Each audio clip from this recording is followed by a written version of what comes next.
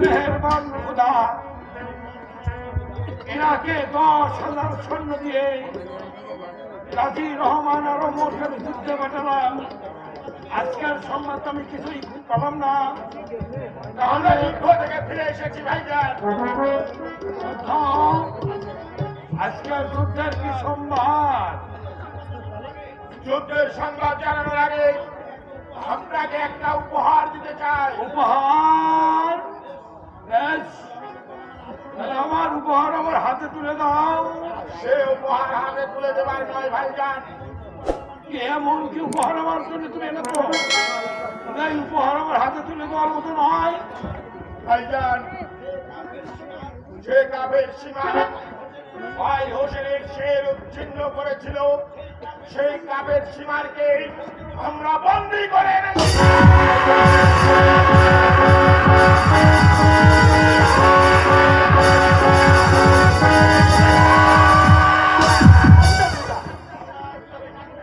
হলে আর বিলম্ব না করে সীমারকে আমার সন্ধ্যা হতে আমি তাকে দেখতে চাই। সেই কেইটা তোমার কোথায় ভাই গাজী রহমান?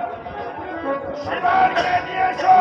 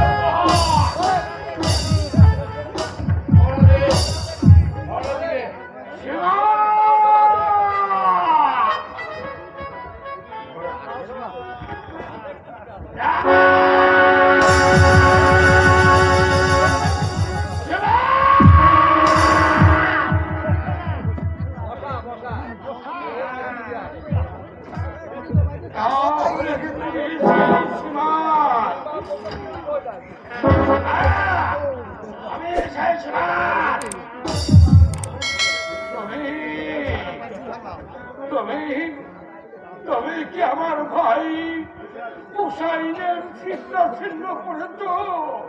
হ্যাঁ, আমি হোসেনের সেই ছিন্ন করেছি।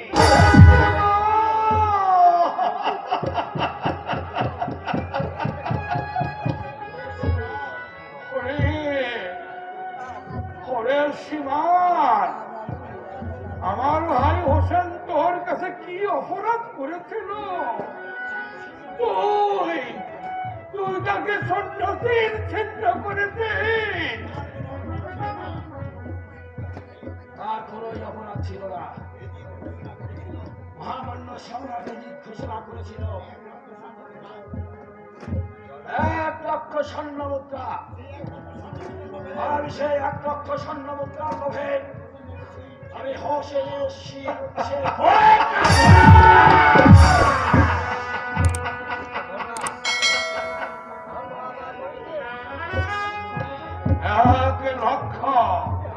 স্বর্ণ মুদ্রার লোভে আমার ভাইয়ের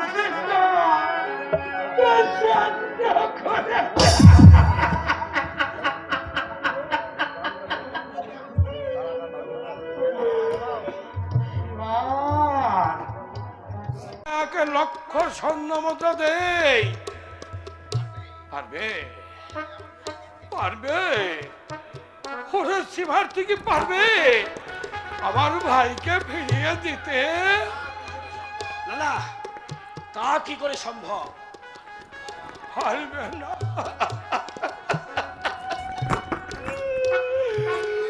পারবে না ওরে সীমার, তুমি পারবে না।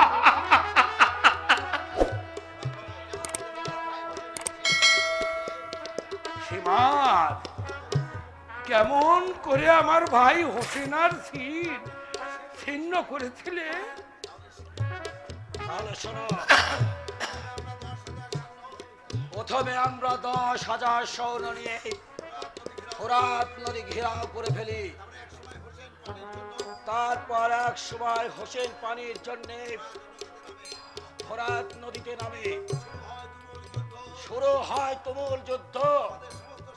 তোমাদের সমস্ত সৈন্যদেরকে আমাদের সৈন্য আর তোমাদের সৈন্য যখন যুদ্ধ শুরু হলো তখন হোসেন আমাদের সৈন্যদেরকে এক এক করে কেটে ফেলতে লাগলো।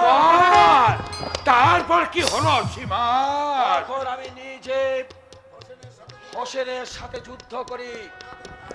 হঠাৎ আমার অস্ত্রের আঘাতে হোসেন জমিনে লুটিয়ে পড়ে। তারপর কি হলো বলো? আমি তখন হোসেনের বুকের উপর চেপে বসলাম, চালাতে লাগলাম খঞ্জর।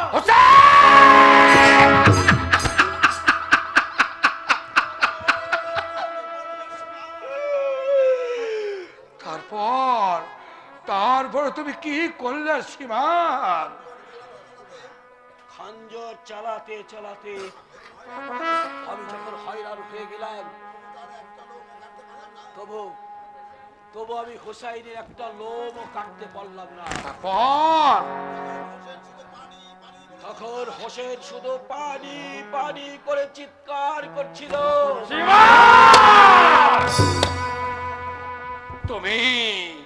তুমি তাকে পানি দিয়েছিলে? না,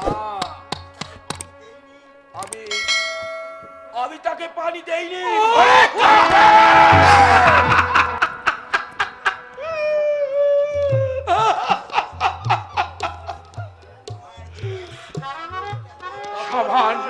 ছিল 1,00,000 স্বর্ণ মুদ্রার লোভ। আমি শুধু হোসেনের কর্তারে খঞ্জর চালিয়ে গেছি। তারপর তুমি কি করলে সীমার? তারপর মিনার থেকে আজানের সুর ভেসে আসলো।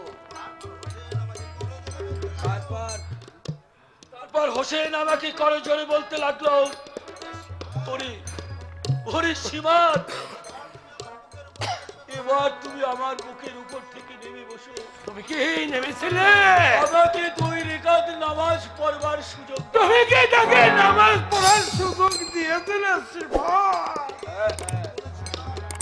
আমি বলেছিলাম, আমি যে তোমাকে 2 রাকাত নামাজ পড়বার সময় দেব, তাতে আমার কি লাভ? আমার ভাই হোসেন কি বলেছিল তোমাকে? তখন হোসেন আমাকে কথা দিয়েছিল, ভাই সীমার, তোমাকে আমি বেহেশতে না নিয়ে আমি নিজে বেহেশতে যাব না।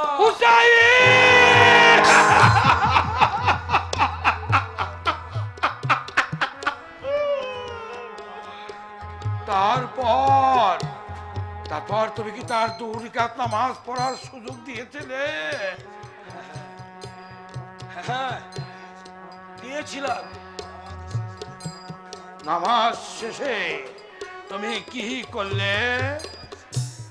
নামাজ শেষে আমি আবার বাঘের মতো হোসেনের বুকের উপর ঝাঁপিয়ে পড়ে ওই গদ্দারে শুধু খঞ্জর চালাতে লাগলাম। তারপর কি হলো? কিন্তু একটা লোমও আমি কাটতে পারলাম না। তখন আমার ভাই হুসাইন তোমাকে কিছু বলেছিল? হোসেন আমাকে বলেছিল, ওরে ভাই শিবান, তুমি এইভাবে আমার শির উচ্ছেদ করতে পারবে না। তখন আমি তাকে বললাম, কিভাবে আমি তোমার শির উচ্ছেদ করব? তখন হোসেন কেঁদে কেঁদে আমাকে বলল, ওরে শিবার, আমার নানাজি আমার সমস্ত শরীরে চুম্বন দিয়েছে, তার জন্য আমার সমস্ত শরীর পাথর হয়ে গেছে। আমার নানাজি শুধু আমার কর্তারে চুম্বন করেনি। ওরে শিবার, তুমি আমার হাতের খঞ্জর নিয়ে আমার গদ্দারে চালাও, তাহলে আমার শির উচ্ছেদ হয়ে যাবে। তারপর কি হলো সীমান? তারপরে কি হলো? তখন আমি হোসেনের হাতের খঞ্জর দিয়ে তার পৃষ্ঠদেশে বসে গদ্দারের খঞ্জর চালালাম। অমনি ক্লিক দিয়ে তাজা রক্ত ছুটে এলো আর চারদিকে হাহাকার করে দিল। আয়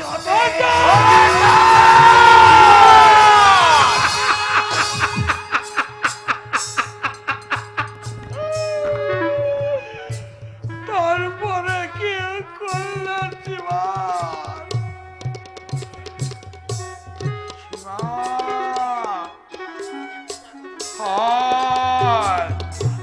আজ আমার একটা কথা মনে পড়ে গেল। আমার নানাজি বলেছিল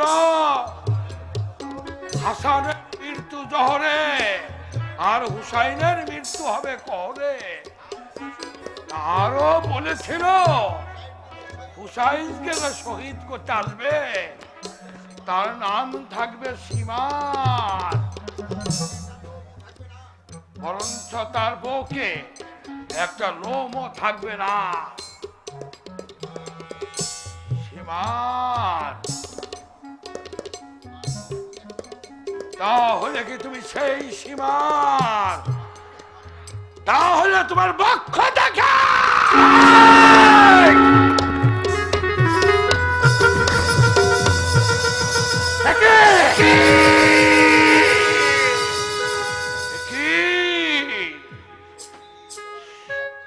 সত্যি তোমার বুকে একটা লোম নেই? এবার সীমান, এবার আমি তোমার বাহু পরীক্ষা করব। আমি দেখব তুমি কেইসা যোদ্ধা। গাজী রহমান, জনাব, সীমানের হাতের বন্ধনটা খুলে দাও।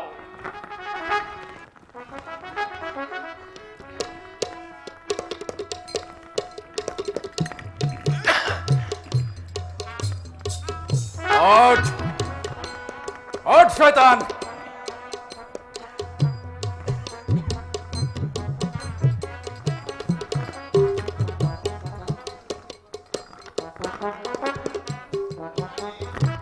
ভাই ওমর আলী,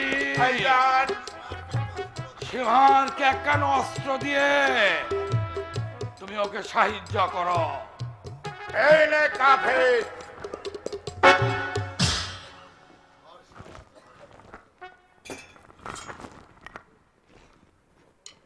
আর সীমান অস্ত্র।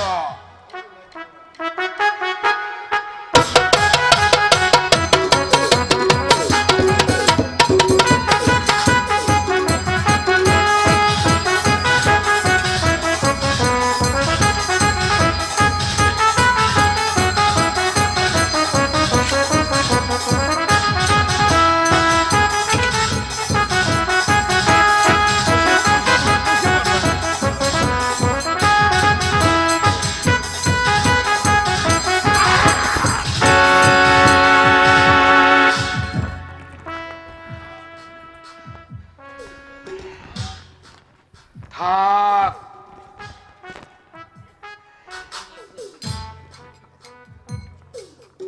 বলো ভাইজান, এবার এই কাফেরটাকে নিয়ে কি করব?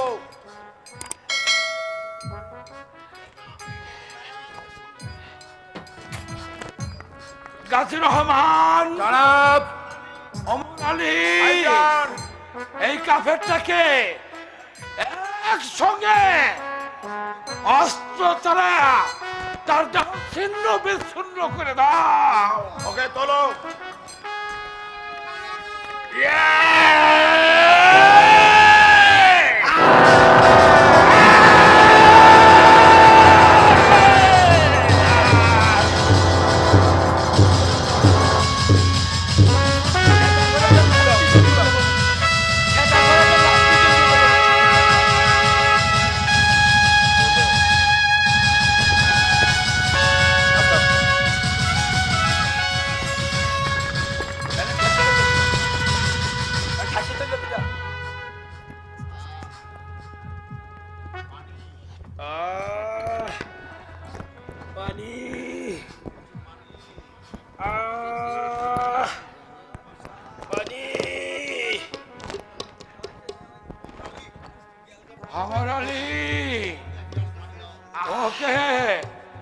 ওকে এক গ্লাস পানি দাও।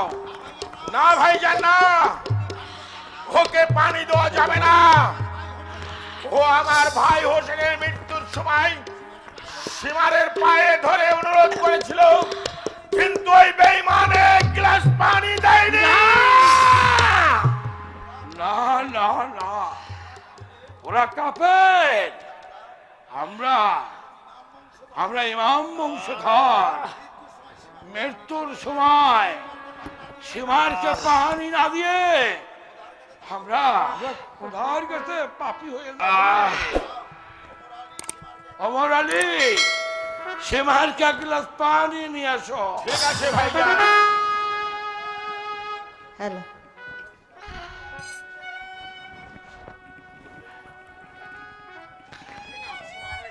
এই নাও সীমার, পানি পান করো।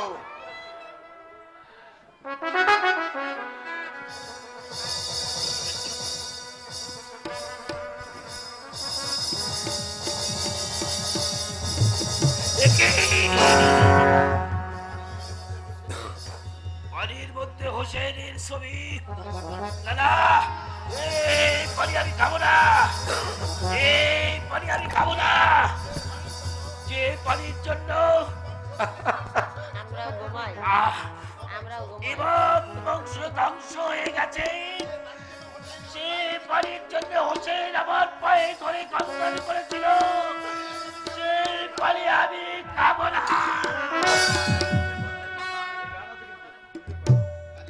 গাজী রহমান জনাব। হুসাইনের তো পানি দোহাল, হোসেন তো পানি খেলো না। এইবার সীমারকে আরো অস্ত্রাঘাত করা।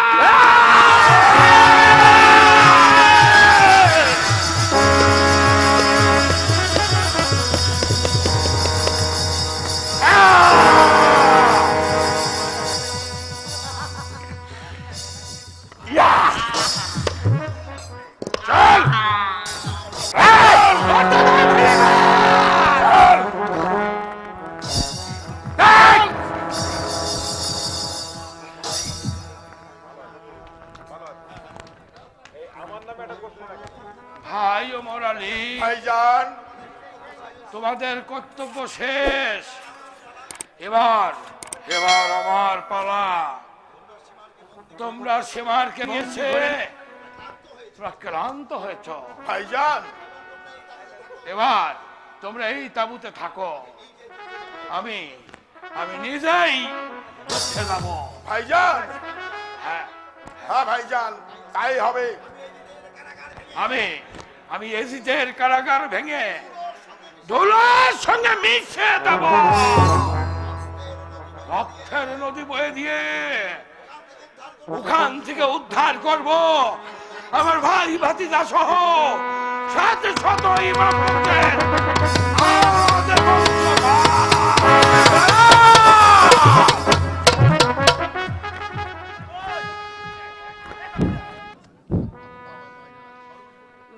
বাবা জয়নাল, তুমি এখন ঘুমিয়ে পড়ো। না মা, আমি ঘুমাবো না। এই অন্ধকার কারাগারে আমার ঘুম আসবে না। কি করবি বাবা, অদৃষ্টি লেখন। তা না হলে কেন আমরা এই জেলখানায় আসবো? চাচি আম্মা, আপনি না বলেছিলেন শাম শহরে তোমার এক চাচা আছে, সে এসে আমাদেরকে উদ্ধার করে নিয়ে যাবে। সে যে এখনো আসে না কেন? আসবে বাবা, আসবে। এখন তুমি ঘুমিয়ে পড়ো। আমি একা ঘুমাবো না, তোমরা আমার সঙ্গে ঘুমো। বেশ, চলো।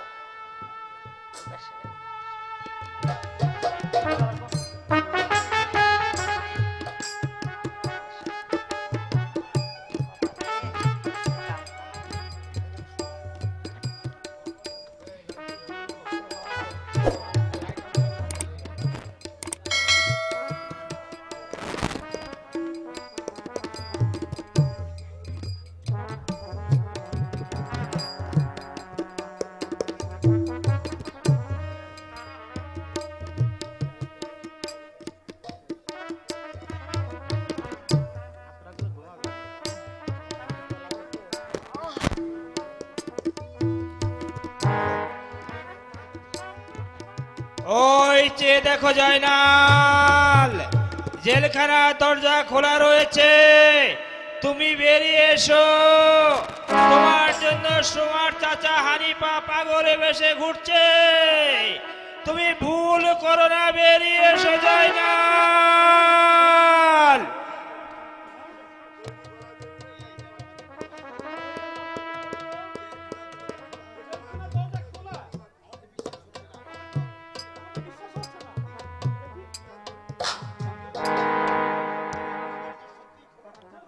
সত্যি তো খোলা। আমি একা কেমন করে পালিয়ে যাব? আমি পারবো না। চাচি আম্মাকে একা রেখে আমি পালিয়ে যেতে পারবো না। ঘুমাচ্ছি। আমাকে তো যেতেই হবে।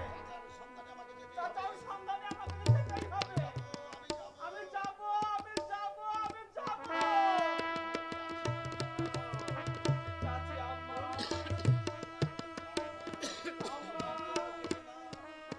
আমার জন্য তোমরা কেঁদো না। আমি চাচার চাচাজির সন্ধানে চলে গেলাম।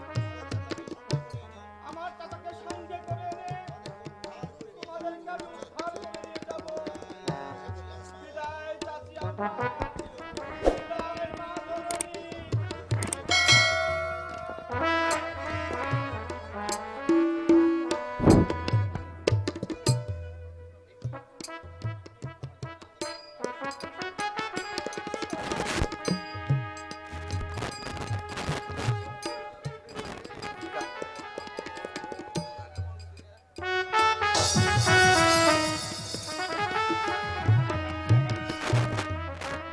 একে আমার জয়নাল কোথায় গেল? আমার জয়নাল কোথায় গেল? জয়নাল ওর এই জয়নাল, আমার জয়নাল, আমার জয়নাল তো আমার কাছেই শুয়েছিল। এই দেখো না, আমার জয়নাল নেই। তাই তো, কোথায় গেল আমার জয়নাল?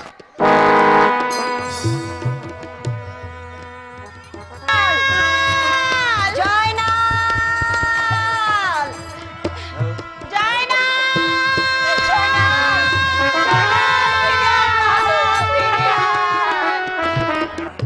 ও হুজুর, এ কই গেলেন? তাড়াতাড়ি আসেন। এ হয়েছে কাবিল খা, কি হয়েছে? হুজুর, খবর গুরুচরণ। কি হয়েছে, কি হয়েছে কাবিল খা, খুলে বলো।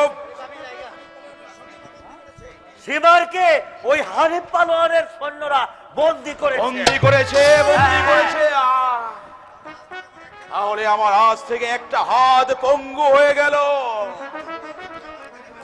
যাও যাও কাবিল খা, যাও। এই বলছি তুমি অলিদকে আমার দরবারে পাঠিয়ে দাও। যাচ্ছে হুজুর, আমি এক্ষুনি যাচ্ছি। এই ভেজালের বিধি আমি নাই। সীমার নেই, সীমার নেই। জনাব, কি জন্য আমায় স্মরণ করেছেন জনাব? এবার তুমি যুদ্ধে যাত্রা করো। যুদ্ধে যাত্রা করবো জনাব। হ্যাঁ, যুদ্ধে যাত্রা করো। বলুন জনাব, হানিফ কোথায় পালোয়ানের যেতে হবে? সৈন্যরা সীমারকে বন্দি করেছে। সীমারকে বন্দি করেছে? হ্যাঁ, তুমি আর কাল বিলম্ব না করে দ্রুত চলে যাও। তাই যাচ্ছি জনাব। আপনার আদেশ পালন করতে আমার গায়ে এক বিন্দু রক্ত থাকতে আমি হানিফ পালোয়ানকে এই মসজিদে ঢুকতে দেব না জনাব।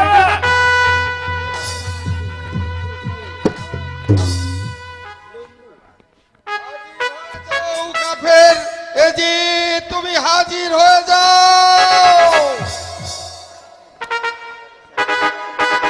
অসহ্য, অসহ্য, অসহ্য। আমি যেদিকে কর্ণপাত করছি সেদিকে হানিফ পালোয়ানের গর্জন শুনতে পাচ্ছি। আমাকে একদিকে পাগল করেছে বিবি জয়নব, আর একদিকে পাগল করেছে হানিফ পালোয়ান। আর আমি বিলম্ব করব না, আমি এক্ষণে যুদ্ধে যাত্রা করবো। ওই